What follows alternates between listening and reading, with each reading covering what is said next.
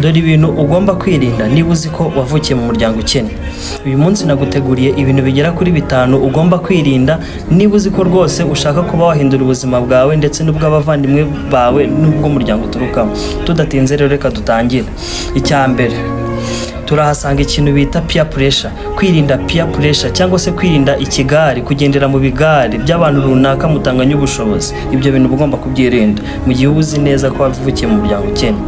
Icya kabiri, don't drinking beer, cyangwa se kwirinda kunywa inzoga, cyangwa se kwirinda kugenda mu bigari byo kunywa inzoga. Ibi birakwafekta cyane, bikaba bishobora gutuma uguma hahandi nyamara wa undi mwazisangiye afite n'ubushobozi bwo kuzinywa.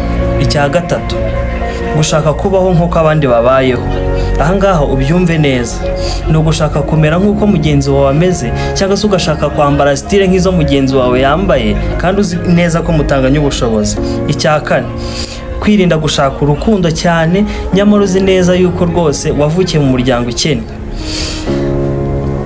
Ahangaha ubyumve neza, hari umuntu ushaka urukundo kandi buri urukundo mani rukenera kubagarirwa, rukenerwa kuhirwa, ntabwo urukundo ari ugupfa kuruhubukira.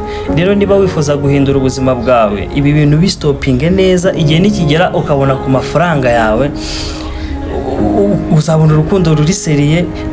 Ambo twagiye ku cya gatanu. Icya gatanu rero kiri seriye, ndavuga ku bana b'abakobwa. Ni ukwiga kunyurwa cyangwa se kwiga kwiyakira mu buzima wavukiyemo. Ntihagire umuntu uza kubwira ibintu byinshi ku buzima bwawe ngaza gusukisha ibintu afite runaka ngo wumve nyine ko ari byo bigushituye. Umwana w'umukobwa nta gihagira cyo gukundaniraho, we biterwa n'imyaka afite cyangwa se abona uwo muntu uri kumusaba urukundo niba afite ubushobozi cyangwa se afite gahunda. Rero ahangaha rwose abahungu ntago mukwiye kwiga nanone kubaho nk'abakobwa. Rero icyanyuma kiza giherekeza iki ngiki ntashatse guha umubare. Icyanyuma rero ni ikintu nakwita kwirinda kwijena cyangwa se kugira ubunebwe. Igihe cyose washatse kugira ubunebwe uzi ko ukennye, ujye umenya yuko ari ikibazo gikomeye cyane. Niba ibi bintu byagufashije, byandike muri komenti ndetse ushyireho n'udutima twinshi, ukore na flow kugira ngo ukomeze kubona ibindi biganiro byanjye bitandukanye. Urakoze.